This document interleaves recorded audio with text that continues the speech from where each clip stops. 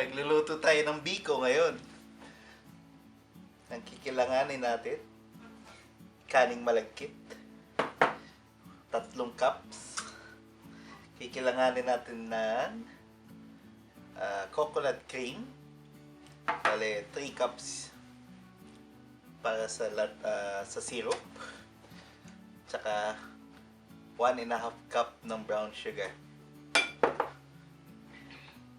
and 1/2 teaspoon of salt.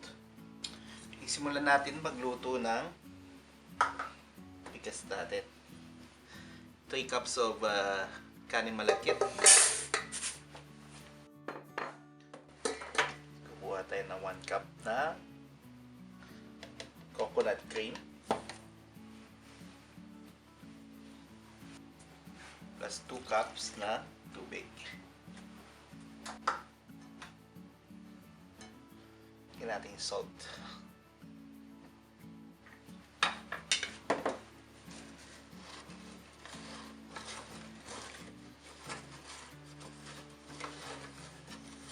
So, ang linagay ko dito is 1 cup ng coconut cream, tsaka 3 cup ng water sa 3 cups of rice. So, malagkit na kanin.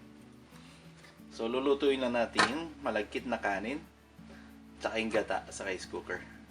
Habang niluluto natin to, lulutuin din natin yung caramel sa taas. So, gagamitin natin 3 cups ng coconut cream.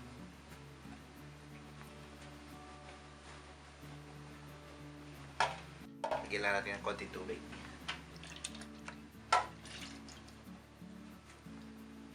Halo natin yung brown sugar.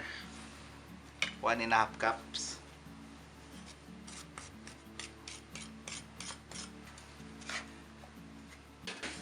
Sulutuin na natin to hanggang sa maging caramel.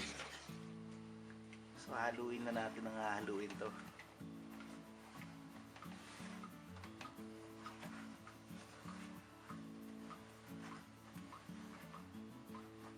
Para hindi masunog. Bango! Makulo na siya.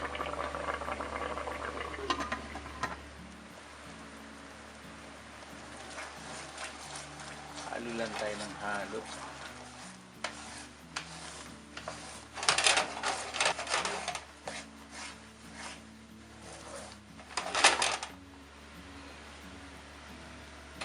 Magtatabi lang tayo ng para topping natin. Hahalo na natin yung kanin malagkit natin. Tostado pa.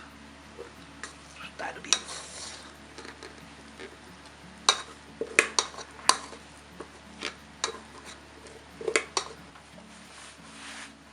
Ito yung halo lang natin.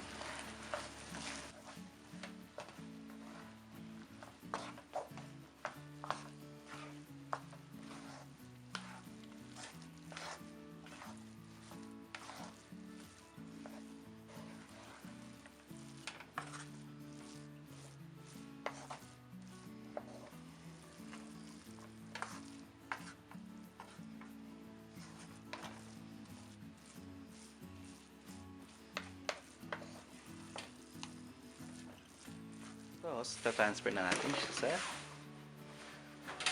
serving tray natin, baking dish natin.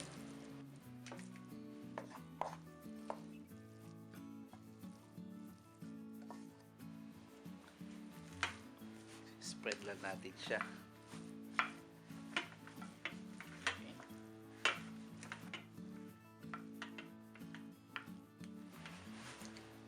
Tapos, lalagay natin yung tinabi natin toppings kanina.